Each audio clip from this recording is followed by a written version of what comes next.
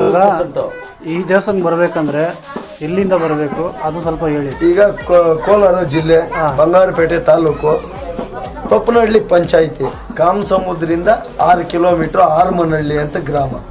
ಹೌದಾ? ಬೆಂಗಳೂರಿಂದ ಬಂದವರು ಬರ್ತಾ ಇದ್ದಾರೆ. ಬಂಗಾರಪೇಟೆಯಿಂದ ಬಂದು ಬರಬೇಕು. ಯಾವ ದಿನಗಳಲ್ಲಿ ವಿಶೇಷತೆ ಇದೆ? ಯಾವ ದಿನಗಳಲ್ಲಿ ಪೂಜೆ ಆಗುತ್ತೆ? ಈಗ ಇಲ್ಲಿ ಮಂಗಳವಾರ ಶುಕ್ರವಾರ ವಿಶೇಷ ಪೂಜೆ ಇರುತ್ತೆ.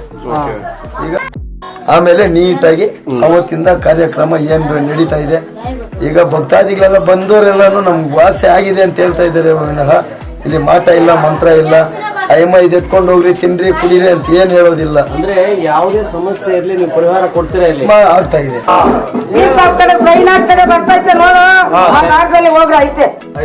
ಐತೆ ಹೋಗು, ನನ್ ಬಂಗಾರ ಎತ್ಕೊಂಡು ಹೋಗು, ಸಿಗ್ತೈತೆ ಹೋಗ್ರಿ, ಕೊಟ್ಟಿನಿರೋ 5 ಸಾರಿ ಉಪ್ಕೊಂಡು ಈ ದಾರದಲ್ಲಿ ಹಿಂಗ್ ಹೋಗ್ರಿ, ಹೋಗಷ್ಟು ಹಚ್ಕೊಬ್ರು ಕೆಟ್ಟಾಕಿರ್ತಾರೆ, ಅದನ್ನ ಇಟ್ಕೊಂಡು ನಿಮ್ಮ ಮನೆಗೆ ಹೋಗ್ರಿ, ಮತ್ತೆ ಮನೇಲೆ ಬಂದಲ್ಲಿ ಪೂಜೆ ಮಾಡಿ. ಸರಿನಾ?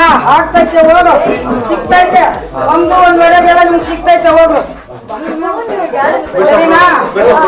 ನಾವು ಬೀಪ ಒಳಗಡೆ ಈ ಕಡೆನೆ ಐತೆ ಹೋಗ್ರ. ಕಾಡದಲ್ಲಿ 2 ಮನೆ ಐತೆ, ಆ ಮನೆ ಹತ್ರ ಐತೆ ಹೋಗ್ರಿ. ಸರಿನಾ? ಆಯ್ತಾ ಹೋಗ್ರಿ, ಸಿಗ್ತೈತೆ ಹೋಗ್ರಿ, ಹೋಗ್ ಬನ್ರಿ. ಮತ್ತೆ ಇನ್ನೇನೋ ಏನ್ ಕೇಳ್ತೀರಾ ನೀವು? ನನ್ನನ್ನು ಏನ್ ಕೇಳ್ತೀರಾ? ಅಲ್ಲಮ್ಮ, ಯಾತ್ರೆ ಮಾತ್ರ ಖುಷಿಯಾಗಿ ನಡೆಸ್ಕೊಡ್ಬೇಕು.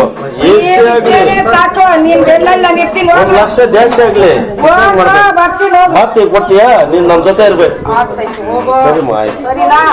ಕಾಪಾಡ್ಕೊ ಬರ್ತೀನಿ, ಹೋಗ್ರು. ನಿಮ್ಮನ್ನ ನಮ್ದೋರ್ನ ಕೈ ಬಿಡಲ್ಲ, ನಾನು ಯಾವತ್ತು ಕೈ ಬಿಡಲ್ಲ, ಹೋಗ.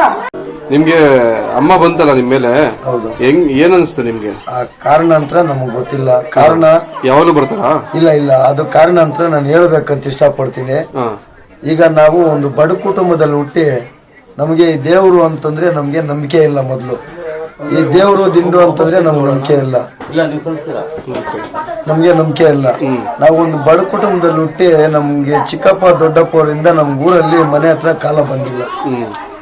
ನಮ್ಮ ವಾಸ ಮಾಡಕ್ ಆಗದಿದ್ದಲ್ಲಿ ನಮ್ಮ ತಾಯಿ ಏನ್ ಮಾಡಿದ್ರು ಅಂದ್ರೆ ನಮ್ಮ ತಂದೆ ತೀರ್ಕೊಂಡ್ರು. ನಮ್ಗೆ ಒಂದು 8-9 ವರ್ಷ ಹುಡುಗರಿದ್ದಲ್ಲೇ ನಮ್ಮ ತಂದೆ ತೀರ್ಕೊಂಡ್ರು ಆಕ್ಸಿಡೆಂಟ್ ಆಗಿ. ಅವಾಗ ನಮ್ಮ ತಾಯಿ ಕರ್ಕೊಂಡ್ಬಂದು ಈ ಹೊಲಲ್ಲಿ ನಮ್ಮ ತಾಯಿ ಸೀರೆ 4 ಪಕ್ಕ ಕಟ್ಟಿ ಒಂದು ಟೆಂಕಾಯಿ ಗರಿಗಳು ಎತ್ಕೊಂಡ್ಬಂದು ಒಂದು ಗುಡಿಸಲ್ ತರ ಹಾಕಿ ಇಲ್ಲಿ ವಾಸ ಮಾಡಕ್ಕೆ ಶುರು ಮಾಡಿದ್ರು. ಆಗ ಇಲ್ಲಿ ಯಾವ್ದೋ ನಮ್ಮ ಪೂರ್ವಿಕರ ಕಾಲದಲ್ಲಿ ಇಲ್ಲಿ ಒಂದು ಹುತ್ತಾಗಿ ಪೂಜೆ ಮಾಡ್ತಾ ಇದ್ರಂತೆ. ಹಳೆ ದೇವಸ್ಥಾನ ನಾಗಮುದ್ದಮ್ಮನ ದೇವಸ್ಥಾನ ಅಂತ. ಅದು ಇಲ್ಲಿ ಪ್ರತಿಷ್ಠಾಪನೆ ಆಗಿರೋದು, ಅದು ಈಗ ಆಗಿರೋದು. ಅವರು ದೇವಸ್ಥಾನ ಪೂಜೆ ಮಾಡ್ತಾ ಇದ್ದಿದ್ದು ದಿನ ಹಿಂದೆ ಇದೆ. ಈಗ ನಾವೇನ್ ಮಾಡಿದ್ರೆ ಅಂದ್ರೆ ನಮ್ ತಾಯಿ ಇಲ್ಲಿ ಪೂಜೆ ಮಾಡಕ್ ರೆಡಿ ಆಯ್ತು. ನಮ್ ತಾಯಿ ಮೈ ಮೇಲೆ ಬರಕ್ ಶುರು ಆಯ್ತು. ನಮ್ಗೆ ಹುಷಾರು ಬಂತು. ನಾವು 4 ಜಾಗ ಓಡಾಡೋದು ಆದ್ವಿ. ನಮ್ ತಾಯಿ ಮೇಲೆ ಬಂದಿದ್ ನಾವು ನಂಬಲಿಲ್ಲ. ಆಗ ನಾವೇನ್ ಮಾಡಿದ್ರೆ ಅಂದ್ರೆ ನಮ್ ತಾಯಿ ಮೇಲೆ ಬರೋದು ನಿಜ ಆದ್ರೆ ನಾವು ದೇವಸ್ಥಾನ ಕಟ್ಟಿದಲ್ಲಿ ನೀನು ನಮ್ಗೆ ಉತ್ಪತ್ತಿಯಾಗಿ ನಮ್ಗೆ ಕಾಣಿಸ್ಬೇಕು, ನಮಗ್ ಕಣ್ಣಿಗೆ ಕಾಣಿಸ್ಬೇಕು, ಆಗ ನಾವು ನಂಬ್ತೀವಿ ಅಂತೇಳಿ ಪಾಯ ಶುರು ಮಾಡಿದ್ರಿ. ಇಲ್ಲಿ ಆ ಯಮ್ಮನು ಟೈಲ್ಸ್ ಎಲ್ಲ ಹಾಕಿದ್ದೆ, ಮತ್ತೆ ನೋಡೋದನ್ನು ಓಪನ್ ಮಾಡಿರೋದು. ಆ ಯಮ್ಮನ ಟೈಲ್ಸ್ ಇಲ್ಲ, ಏನಿಲ್ಲ. ಆ ಯಮ್ಮನ ಪ್ರತಿಷ್ಠಾಪನೆ ಏನಿತ್ತು ಆ ಯಮ್ಮನ ಸತ್ಯ ಕ್ಲೀನ್ ಆಗಿ ಟೈಲ್ಸ್ ಮೇಲೆ ಬಂತ. ಆಮೇಲೆ ನೀಟಾಗಿ ಅವತ್ತಿಂದ ಕಾರ್ಯಕ್ರಮ ಏನ್ ನಡೀತಾ ಇದೆ.